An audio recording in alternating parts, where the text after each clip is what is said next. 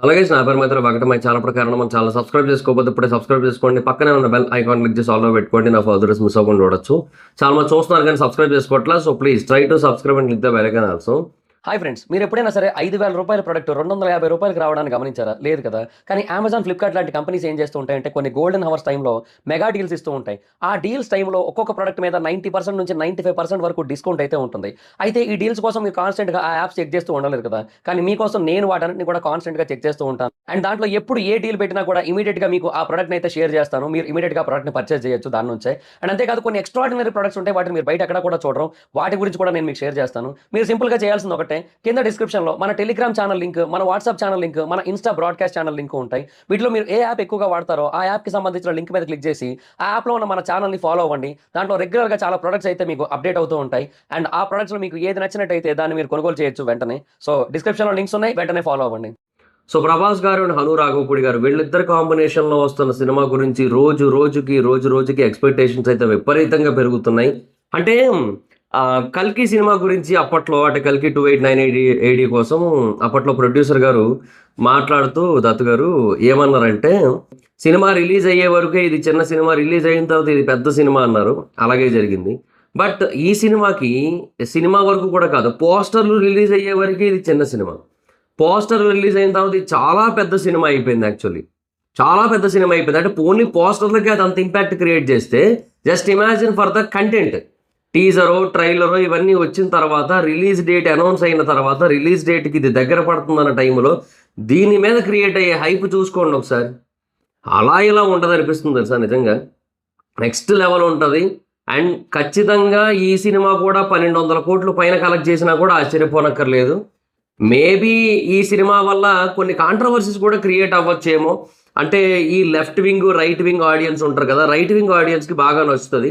ఈ left wing ఆడియన్స్‌కి అంతగా ఎక్కకపోవచ్చు. లెఫ్టిస్ట్‌లు ఎవరైతే ఉన్నారో వాళ్ళకి ఎక్కకపోవచ్చు. సో, వాళ్ళ మధ్య గొడవలు అవుతూ ఉండొచ్చు. అంటే లైక్ ఇప్పుడు 'ధ్రువరాటి' ఫ్యాన్స్‌కి, 'రియల్ ఇండియన్స్‌కి' వీళ్ళ మధ్య గొడవలు అవుతూ ఉండొచ్చు. అలా జరిగే ఛాన్స్ అయితే ఉందనిపిస్తోంది. ఈ సినిమా రిలీజ్ అయిన తర్వాత డిబేట్స్, గొడవలు ఇన్ ద సెన్స్ నా ఉద్దేశం discussions, debates, social media discussions మొత్తం ట్విట్టర్, ఇన్‌స్టా మొత్తం అలా జరిగే ఛాన్స్ అయితే ఉందనిపిస్తుంది. దీనికోసం సెపరేట్‌గా హిందీ యూట్యూబర్స్ అందరూ కూడా పర్టిక్యులర్‌గా వీడియోలు చేసి, ఫ్యాక్ట్స్ రిలేటెడ్‌గా టాపిక్‌ల గురించి డిస్కస్ చేసి అన్నీ చేస్తారనిపిస్తుంది. అలాంటి కైండ్ ఆఫ్ సినిమా అనిపిస్తుంది నాకైతే మాత్రం. So, this is a movie that will change the thought process of people of India అని కూడా అనిపిస్తోంది నాకైతే మాత్రం. సో, లెట్స్ సీ గైస్ అనిపిస్తోంది నాకైతే. చాలా పాయింట్స్ ఉన్నాయి యాక్చువల్లీ. సరే, అవి మనం ఇప్పుడు కొంచెం మాట్లాడుకుందాం. బట్ ఫర్దర్‌గా ఇంకొన్ని మాట్లాడుకోవడానికైతే ట్రై చేద్దాం actually. Okay. So, first thing ఏంటంటే ఇప్పుడు పోస్టర్ గురించి చూసుకున్నట్టయితే ఇంకొక పోస్టర్ రిలీజ్ చేశారు. మొన్న రిలీజ్ చేసింది కాకుండా దాంట్లో ఏం రాశారంటే మోస్ట్ వాంటెడ్ సిన్స్ 1932 అని రాశారు. ఈ మోస్ట్ వాంటెడ్ సిన్స్ 1932 అనే దానికి ఒక 2, 3 రీజన్స్ అయితే ఎక్కువగా వినబడుతున్నాయన్నమాట. అందులో రీజన్ నెంబర్ 1 ఏంటి అంటే 1932లో ఈ డిసొబీడియన్స్ మూవ్‌మెంట్ తర్వాత నేతాజీని యూరోప్‌కి ఎక్సైల్ చేశారు. సో, అంటే సుభాష్ చంద్రబోస్ గారిని అప్పట్లో అక్కడికి ఎక్సైల్ చేశారనమాట. సో, ఆ ఫ్యాక్టర్ చుట్టూ ఎక్కువగా తిరిగే ఛాన్స్ అయితే ఉందనిపిస్తోంది ఒకటి. అండ్ మోస్ట్ వాంటెడ్ సిన్స్ 1932 అంటే మరింకా అంటే చాలా ఆస్పెక్ట్‌లో ఈ సినిమా నేతాజీ సుభాష్ చంద్రబోస్ గారికి కనెక్ట్ అవుతూ వస్తోంది. అండ్ బెంగాల్‌లో కూడా రిలీజ్ చేస్తున్నారు. సో, అది కూడా అంటే బాంగ్లా లాంగ్వేజ్ బాంగ్లా అదే వెస్ట్ బెంగాల్ లాంగ్వేజ్‌లో కూడా రిలీజ్ చేస్తున్నారు బాంగ్లాలో. సో, దానివల్ల కూడా ఆ స్టోరీ చాలా ఎక్కువగా కనెక్ట్ అయ్యి ఉందని చెప్పి స్పష్టంగా తెలుస్తోంది. అండ్ మేబీ ఆ టైంలో 1932లో ఒక బెంగాల్ నేషనలిస్ట్, ఒక రెవల్యూషనరీ లీడర్ ఒక ఆవిడ ఉన్నారు. ఆవిడ పేరు ప్రీతిలత వడ్డేదార్. ఆవిడని చంపేశారు. సో, ఆవిడ రిలేటెడ్ స్టోరీ కూడా ఏదో ఉండొచ్చు అనిపిస్తోంది. ఈ పూనా యాక్ట్ అనేది కూడా అదే సంవత్సరం తీసుకొని వచ్చారు. సో, దానికి సంబంధించి కూడా ఏదన్నా స్టోరీకి రిలేషన్ అయితే ఉండొచ్చు అనిపిస్తోంది. But what ever it is, ఇది మోస్ట్‌లీ సుభాష్ చంద్రబోస్ గారి చుట్టూ తిరుగుతోంది. అండ్ ఆపరేషన్ జెడ్ చుట్టూ ఎక్కువ తిరుగుతోంది కాబట్టి డెఫినెట్‌గా నాకైతే మాత్రం కన్ఫర్మ్‌గా ఇది మొత్తం నేతాజీ అనే అనిపిస్తోంది నాకైతే. సో, మేబీ చాలామంది ఇప్పుడు ఏమంటున్నారంటే 'ఫౌజీలో' అంటే సినిమా టైటిల్ FAUJI అనుకున్నారు కదా ఇన్నాళ్ళు కూడా 'ఫౌజీ'. సో, అలా కాకుండా FAUZI అని పెడతారు. అప్పుడు కూడా 'ఫౌజీ' అవుతది. అండ్ దానికి అట్లాగా వస్తది అన్నట్టుగా కొంతమంది ఒపీనియన్ అయితే ఉంది. బట్ నాకేమనిపిస్తుంది తెలుసా? ఇప్పుడు ఇవన్నీ చూస్తూ ఉంటే why Fauji? Why not Netaji? Netaji NETAZI. Z NETA చిన్నగా పెట్టుకొని జెడ్ పెద్దగా పెట్టుకొని ఐ పెట్టుకోవచ్చు.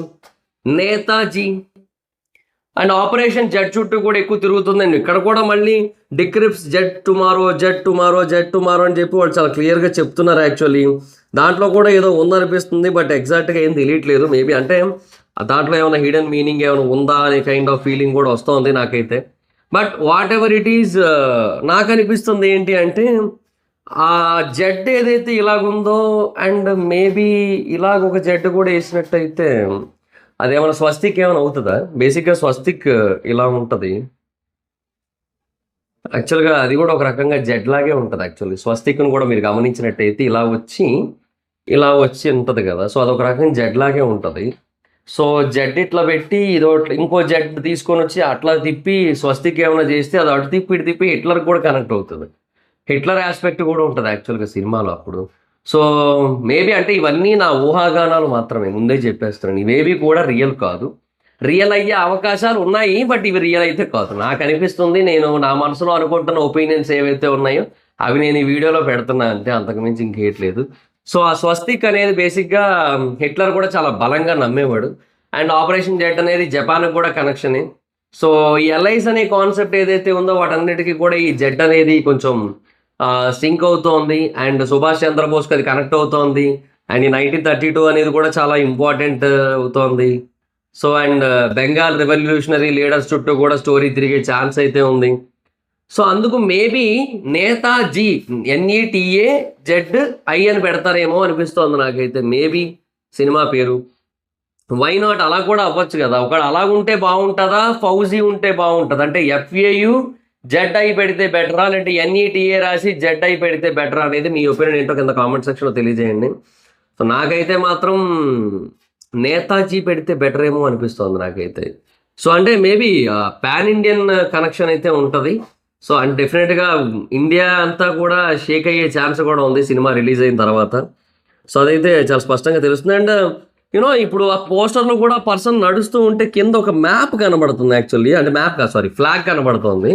ఆ ఫ్లాగ్ కూడా ఈ బ్రిటిష్ ఫ్లాగ్ ఏదైతే ఉందో కొంచెం దానికి ఏమంటారు చిన్న చేంజెస్ లాంటివి చేసి పెట్టారేమో అనిపిస్తుంది నాకు. ఎందుకంటే ఆ సేమ్ ఎగ్జాక్ట్గా ఆ ఫ్లాగే కనుక పెట్టినట్టయితే ప్రాబ్లం కదా అని చెప్పి కొంచెం ఏమైనా మార్చారేమో అని కూడా అనిపిస్తుంది నాకైతే. బట్ అదొక ఫ్లాగ్ అయితే ఉంది. So Indian independence and 1940s ఎరాలో జరిగే సినిమా ఇది. So which is very rare kind of thing అని చెప్పొచ్చు. అండ్ దీనికి ఒక టైటిల్ కూడా ఇచ్చారు యాక్చువల్గా. అంటే ఒక చిన్న సాంస్కృతిక ఫ్రేజ్ అయితే ఇచ్చారు, పాండవ పక్షే సంస్థిత్ కర్ణ అని చెప్పి. అంటే కర్ణుడు పాండవుల పక్షాన ఉంటే, కర్ణుడు పాండవుల పక్షాన నిలబడితే ఏమవుతుంది అనేది. అది బేసిక్గా చాలా హిడెన్ మీనింగ్ ఉంది, చాలా హిడెన్ డీటెయిలింగ్ ఉంది యాక్చువల్లీ.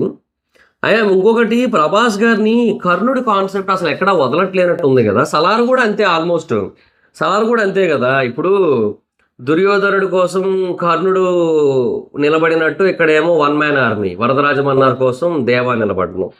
కల్కిలోనేమో ఇంకా డైరెక్ట్గా కర్ణుడే. తన అసలు ఒక కలియుగంలో కర్ణుడు పుట్టడు, బట్ అలాంటిది పుట్టి మన ముందుకు వచ్చాడు. ఇంకా ఫౌజీలో కూడా కర్ణుడు, అంటే ఫౌజీ ఇన్ ద సెన్స్ అదే దీని పేరేందో, ఫౌజీ ZI అనుకుంటున్నారు, లెట్స్ సీ, చూడాలి. దీంట్లో కూడా కర్ణుడు పాండవుల పక్షాన నిలబడితే అంటున్నారు. సో బేసిక్గా మొత్తం కర్ణుడి రిఫరెన్సెస్ అనేవి ప్రభాస్ గారి జీవితంలో మొత్తం అలా నిలబడిపోతూనే ఉంటున్నాయి. దానవీర సూరకర్ణ అన్నందుకు ఈయన కూడా దానంలో చాలా గొప్పవాడే, దానాలు చేస్తుంటారు చాలా ఈయన కూడా. And that man look so ఏమంటారు, సో లార్జ్. అండ్ అంటే ఒక హ్యూమన్స్ మధ్యలోనే ఒక లార్జర్ దాన్ హ్యూమన్స్ అన్న ఫీలింగ్ కలిగిస్తుంటుంది ఆయన పర్సనాలిటీ కానీ, ఆయన తాలూకా ఆరా కానీ మొత్తం అంతా కూడా. సో వీర, ఇంకా షోరా అనేది ఇంకా మనం చెప్పలేము అది ఎగ్జాక్ట్గా. సో బట్ ఎనీహో అది డెఫినెట్గా అది రిలవెన్స్ అన్న ఫీలింగ్ అయితే వస్తుంది నాకైతే మాత్రం కర్ణుడి క్యారెక్టర్కి. అండ్ ఆ స్టోరీ ఏదైతే మనం చూస్తూ వచ్చామో కొన్ని ఇంటికి ప్రభాస్ గారికి అది బాగా లింక్ అవుతూ ఆయన అలా కంటిన్యూస్గా వెంటాడుతూనే ఉన్నట్టుంది. సరే, ఎనీహో మొత్తానికి అదైతే ఉంది. సో, నాకైతే చాలా హిడెన్ డీటెయిలింగ్ అయితే ఉంది అనిపిస్తోంది. అండ్ టైటిల్ పోస్టర్ రేపైతే రిలీజ్ చేస్తారు. మనకు మాక్సిమం రిలీజ్ డేట్ అయితే ఇవ్వరు. చాలా హిడెన్ డీటెయిల్స్ అయితే ఉన్నాయి. సో, ఒక స్పైగా కూడా ఈ సినిమా ఉండొచ్చు అనిపిస్తోంది. ఎందుకంటే మనకేదైతే ఇప్పుడు ఒక పోస్టర్ రిలీజ్ చేసి దాంట్లో ఒక డ్రెస్సింగ్ చూపించారో అది మోస్ట్‌లీ అప్పటి కాలం నాటి స్పైలు వేసుకునే కైండ్ ఆఫ్ డ్రెస్ అన్న ఒపీనియన్ కూడా ఉంది. సో, మేబీ దాని చుట్టూ కూడా తిరిగే ఛాన్స్ ఉందనే పాయింట్ కూడా ఉంది. సో, మొత్తం operation Z, operation Z, operation Z అంటున్నారు. ఏమో ఆపరేషన్ జెడ్ అనే పెట్టేస్తారేమో ఎవరో తెలుసు. లేదంటే ఫౌజీ అని ఫిక్స్ అయిపోయారు కాబట్టి దాన్ని కొంచెం అటు ఇటు మార్చడం కోసం జెడ్ ఐ అని పెడతారేమో. లేదంటే నేతాజీ అని పెట్టి ఎన్ఈటీఏ పెట్టి జెడ్ ఐ అని కూడా పెట్టొచ్చు, చూద్దాం. సో, అది మరి సిట్యుయేషన్.